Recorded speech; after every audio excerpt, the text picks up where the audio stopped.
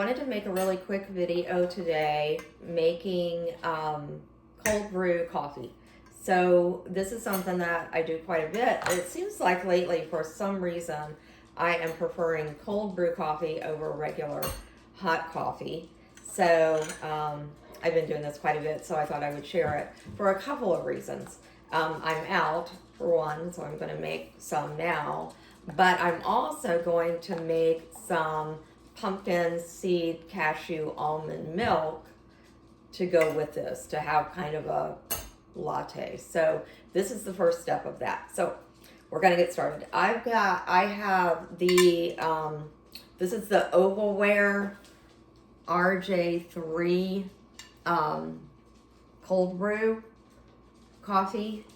It's basically just a strainer. So it's got this mesh strainer here that you fill it with coffee, and then you put water in and you stick it in your refrigerator, and it can stay in there actually up to a week or more. I leave it in there, and I may or may not take the grounds out depending on how quickly I'm going through the coffee, but I think they say take the grounds out, but anyway, whatever. Okay, so I am going to use, I'm going to use Café du Monde coffee. This is from the original, it says the original French Market coffee stand.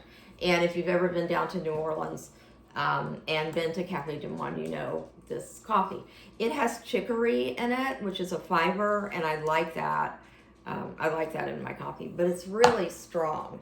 So I'm not going to use as much in this as I would ordinarily use.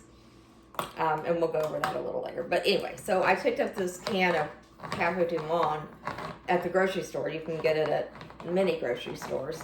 And it's really good. I used to drink just this exclusively years ago, but now I've kind of mixed it up a little bit. But I wanted to go back to the chicory because that's basically fiber. So I'm guessing, none of us get enough fiber apparently, or it's difficult to get fiber in your diet. So if I can get it in my coffee, I'm I'm happy to do that. Okay, so now the instructions on this say to use like 85 grams of coffee. They give you the measurements in grams. Well, I don't, I had a scale at one point, but I don't know where it is. I guess I lost it in a move or something. But what I find is that I fill it up ordinarily close to the top, actually, with the coffee. But because I know this is strong, I'm only going to fill it about 3/4 of the way. Just about 3/4 of the way. So count these tablespoons with me. That's 1, 2,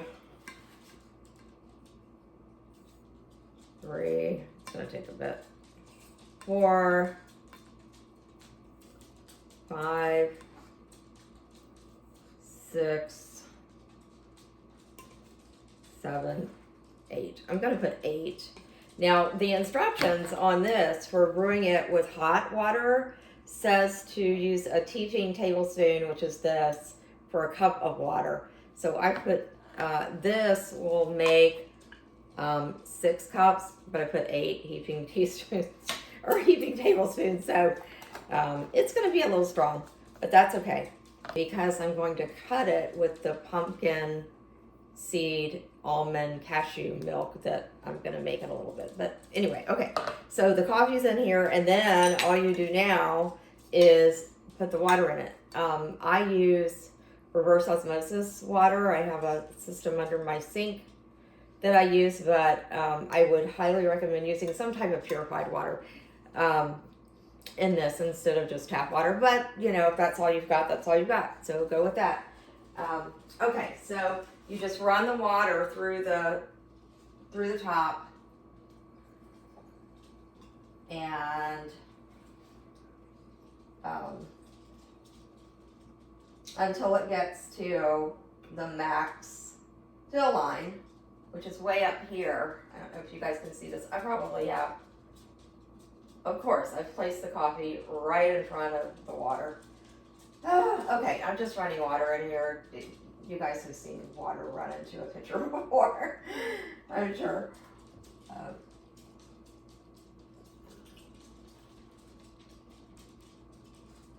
It's almost done.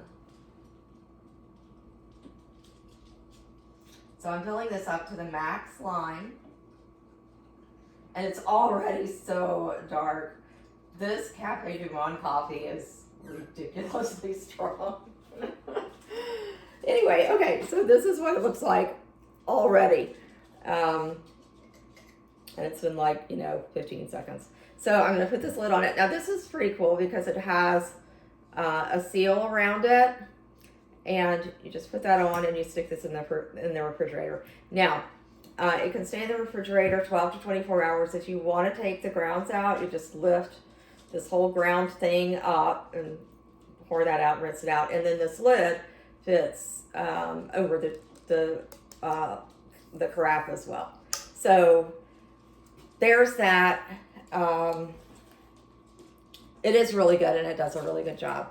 And I say so many times that whatever you're doing, whatever you're working on, that, it's all about the tools. So, if you have if you want to have good cold brewed coffee, then you get the tool that makes good cold brewed coffee. And this does a really good job. And it's not expensive either. So anyway, all right. I will see you guys in the next video. Thank you. Bye. I wanted to show you the finished product with the cold brew coffee that we made the other day and the pumpkin nut milk, which is almost gone. But what I do is I have ice. I like it over ice. And this is just my iced coffee. So I fill it about